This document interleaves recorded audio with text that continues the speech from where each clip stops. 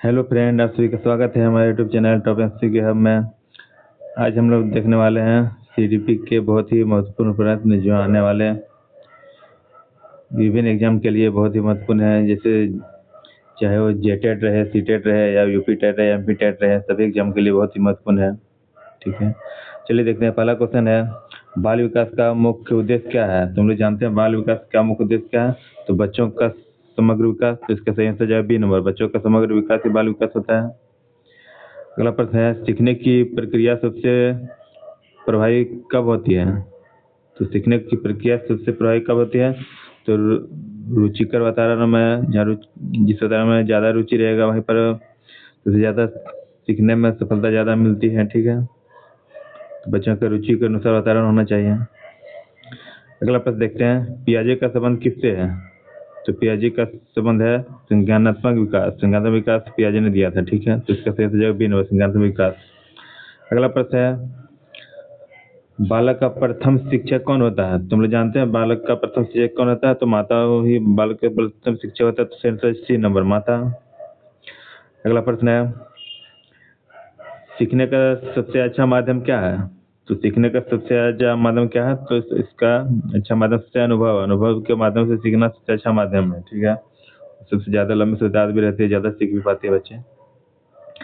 अगला प्रश्न है, आयु का आईक्यू का पूर्ण रूप क्या है? तो आईक्यू का पूर्ण क्या है? इसका सही आंसर हो जाएगा इंटेलिजेंस कोशिएंट। ठीक है, तो इसका सही आंसर हो जाएगा इंटेलिजेंस कोशिएंट। सही आंसर हो जाएगा बी नंबर। ठीक है, चलिए नेक्स्ट प्रश्न देखते हैं। व्यक्तिगत भिन्नता का अर्थ क्या है? व्यक्तिगत भिन्नता का अर्थ है बच्चों में अंतर होना। तो सही आंसर हो जाएगा बी नंबर, बच्चों में। क्योंकि प्रत्येक बच्चे में सीखने की क्षमता अलग अलग होती है, तो व्यक्तिगत सभी व्यक्ति में भिन्नता होती है। ठीक है, अगला प्रश्न है, मनोवैज्ञानिक के जनक किसे कहा जाता है? तो मनोवैज्ञानिक का जनक किसे कहा जाता है? तो कहा जाता है उंड को। सही आंसर हो जाएगा डी नंबर, उंड। इसका पूरा नाम है विल्हेम उंड्स। ठीक है, इसका पूरा नाम है विल्हेम उंड्स। अगला प्रश्न है, अधिगम का अर्थ क्या है? अधिगम का अर्थ है व्यवहार में परिवर्तन। अधिगम मतलब होता है सीखना। सीखना का अर्थ व्यवहार में परिवर्तन है। सही आंसर जगह बी नंबर, व्यवहार में परिवर्तन। ठीक है, अगला प्रश्न है, बच्चों में नैतिक विकास का सिद्धांत किसने दिया था? तो बच्चों में नैतिक विकास का सिद्धांत किसने दिया? तो दिया था कोलहनबर्ग ने दिया है। तो इसका सही आंसर जाएगा ए नंबर, कोलहनबर्ग। ठीक है, अगला प्रश्न है, स्किनर किस सिद्धांत से संबंधित है? स्किनर किस सिद्धांत से संबंधित है? तो क्रियात्मक अनुबंधन से। स्किनर ने दिया था क्रियात्मक अनुबंधन सिद्धांत। ठीक है, अगला प्रश्न देखते हैं, करके सीखना सिद्धांत किसका है? तो करके सीखना सिद्धांत किसने दिया था? तो दिया था जॉन ड्यूई ने दिया था। सही आंसर जाएगा ए नंबर, जॉन ड्यूई। अगला प्रश्न देखते हैं, विकास की प्रक्रिया कैसी होती है? तो विकास की प्रक्रिया कैसी होती है? तो विकास की क्रिया हमेशा निरंतर होती है, निरंतर विकास होती है। विकास कभी रुकती नहीं, कम ज्यादा हो सकती है लेकिन कभी रुकती नहीं है। ठीक है, अगला प्रश्न है, बुद्धि परीक्षण का निर्माण किसने दिया? किसने किया? बुद्धि परीक्षण का निर्माण किसने किया था? तो इसका सही आंसर हो जाएगा विनय और साइमन ने। सही आंसर जाएगा नंबर, विनय और साइमन। ठीक है, अगला क्वेश्चन है, बाल केंद्रित शिक्षा का समर्थन किसने किया?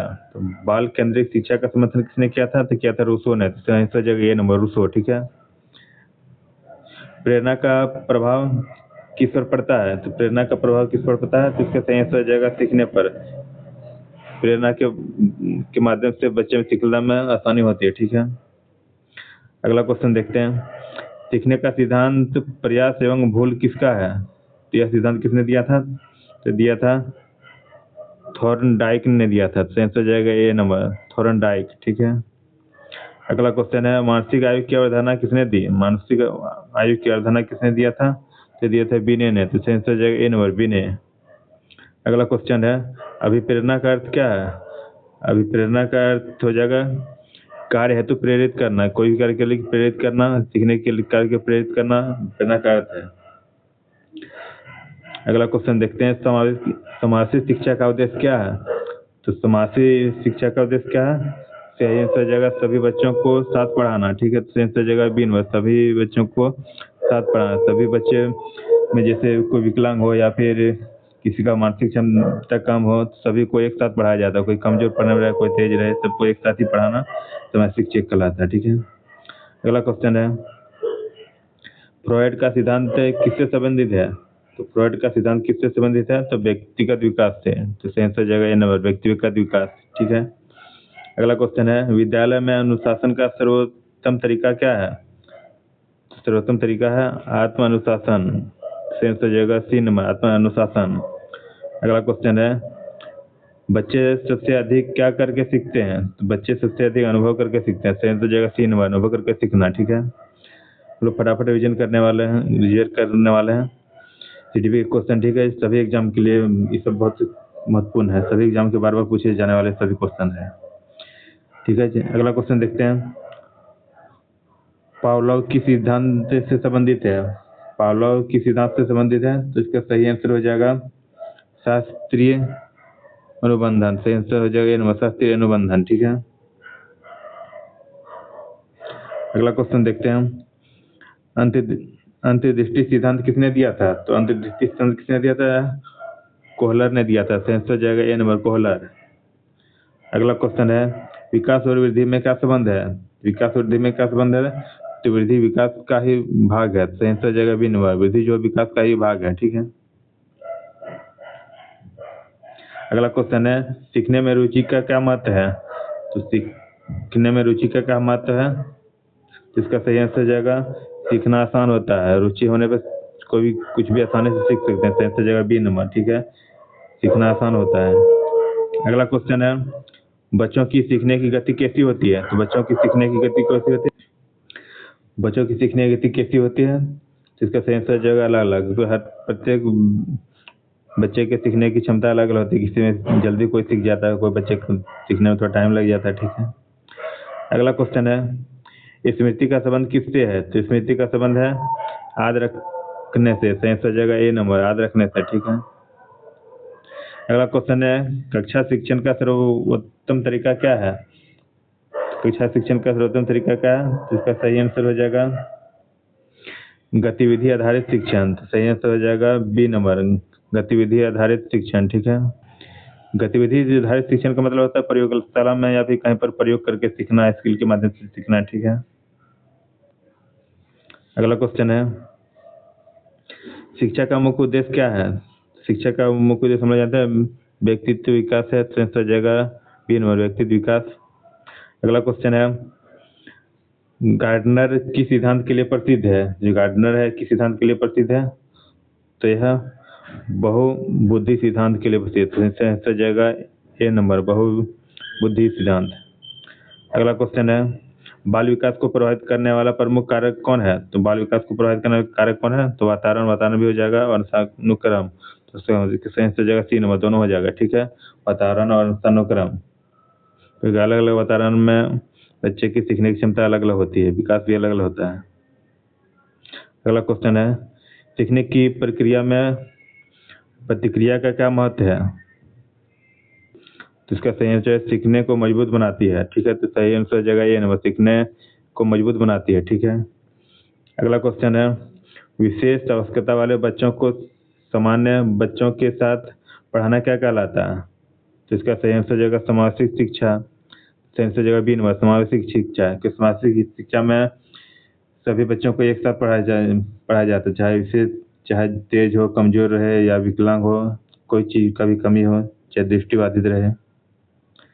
अगला क्वेश्चन है, शिक्षक की सबसे महत्वपूर्ण भूमिका क्या है? शिक्षक की सबसे महत्वपूर्ण भूमिका है मार्गदर्शन करना, बच्चों को मार्गदर्शन प्रदान करना ही शिक्षक की सबसे महत्वपूर्ण भूमिका है। ठीक है, अगला क्वेश्चन देखते हैं, बालक के विकास का प्रारंभ कहाँ से होता है? तो हम जानते हैं बालक के विकास का प्रारंभ कहाँ से? तो परिवार से ही होता है। जय और परिवार। अगला क्वेश्चन है, सृजनात्मक का अर्थ क्या है? तो सृजनात्मक का अर्थ है नया विचार उत्पन्न करना। हो जाएगा बी नंबर, नया विचार उत्पन्न करना। अगला क्वेश्चन है, अधिगम को स्थायी बनाने के लिए क्या आवश्यक है? तो इसका सही आंसर हो जाएगा ए नंबर, पुनरावृत्ति। अधिगम को स्थायी बनाने के लिए पुनरावृत्ति आवश्यक है। ठीक है, पुनरावृत्ति मतलब होता है सीखी हुई बातों को बार बार दोहराना, उसको बार बार रिपीट करना, रिवीजन करना। ठीक है, अगला क्वेश्चन है, सीखने में असफलता का मुख्य कारण क्या हो सकता है? तो सफलता का मुख्य कारण क्या है? प्रेरणा की कमी। सही से हो जाएगा ए नंबर, प्रेरणा की कमी। अगला क्वेश्चन है, बच्चों में भाषा विकास सबसे पहले कहाँ होता है? बच्चों में भाषा विकास सबसे पहले परिवार में ही होता है। सही से जगह बी नंबर, परिवार के माध्यम से ही भाषा का सबसे पहले विकास होता है। अगला क्वेश्चन है, किस अवस्था में कल्पना शक्ति अधिक होती है? कल्पना शक्ति किस अवस्था में अधिक होती है? तो इसका सही से जगह बाल्यावस्था। सही से जगह ए नंबर, बाल्यावस्था, क्योंकि बाल्यावस्था में कल्पना सोचने की क्षमता बहुत अधिक पाई जाती है बच्चों में। अगला क्वेश्चन है, बाल मनोवैज्ञानिक का उद्देश्य क्या है? तो बाल मनोवैज्ञानिक का उद्देश्य क्या है? तो बच्चों के व्यवहार को समझना। सही आंसर हो जाएगा बी नंबर, बच्चों के व्यवहार को समझना। अगला क्वेश्चन है, समूह में सीखने का लाभ क्या है? समूह में सीखने का लाभ क्या है? सही आंसर हो जाएगा सहयोग की भावना, क्योंकि समूह में ग्रुप में सीखने से सहयोग, एक दूसरे को सहयोग भी होती है। ठीक है, सही आंसर हो जाएगा ए नंबर, सहयोग की भावना। चलिए नेक्स्ट क्वेश्चन देखते हैं, शिक्षण का केंद्र किसे माना जाता है? शिक्षण का केंद्र हमेशा छात्र को ही माना जाता है। सही आंसर हो जाएगा बी नंबर, छात्र। ठीक है, मेन फोकस बच्चों को शिक्षा देना ही होता है, इसलिए इसको शिक्षण का केंद्र माना गया है छात्र को। अगला क्वेश्चन है, बालक का समाजीकरण सबसे पहले कहाँ होता है? तो सबसे पहले समाजीकरण